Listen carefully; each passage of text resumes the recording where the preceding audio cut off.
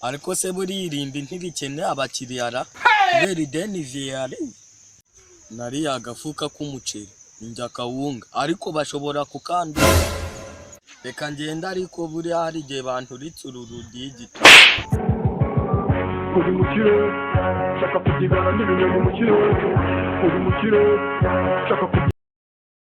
Pwene yebwa nabuze nimukurisha ndakuri bata ndagucana gusa ndagukoresha iki urabizi nimba unduzimo ikirombe cya gazi uncana Yesu ariko se ko nta naho nkuzi uri kunziza iki tagafuka umutene kumbiswa cyane nyine yakazanye ute kandi arakajyanye mwari muri ndakubaye uza ideni rya papa munyana zimbwa iyo mucicura kare mwari kubiki mugira ubwenge sha je nunkubita ukanyica iwanyu niwo bafunga njya kukubita ku buryo iwanyu mutazongera no kurya n'ideni wande kuri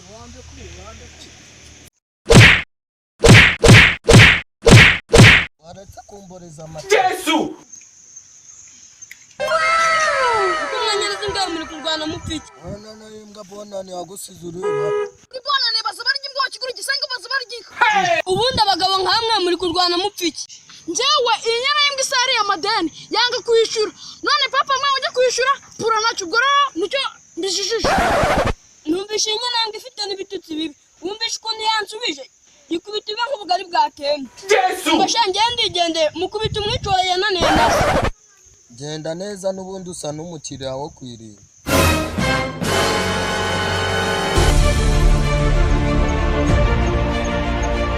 umiwe simbatse kuri abantu bari kurwana n'ushaka municane ma pregnant ncitswe n'ifuni dore ko nayikoreye wowe n'ubundi ugomba gufatira amasirake yanjye yabuze abaguzi ufite n'ibitutsi bibe cyane negera neza sifura cyane gasifura urupfu rwaswe ubundi se buri gupfa iki ko mbona runo rugabo rusa n'urugori ntabwo rusa n'urugori igihe gusa naho uruhani Yesu nirimbira igiye kubona umuboyi isirake yise ikabona umukiriya mati kabira tangiye yagiye gufana isi burayi mani yego nuko mukubita cyane wasanga bamwubikiriye ndahari nimba mugiye guhaguruka mutangirira icyarimwe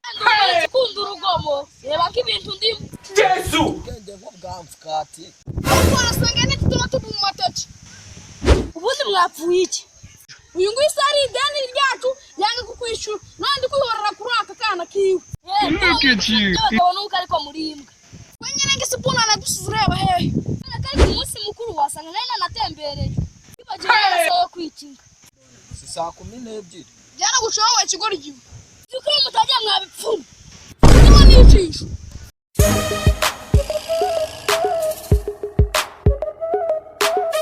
byongeye usifura umukino mwiza w'abahinzi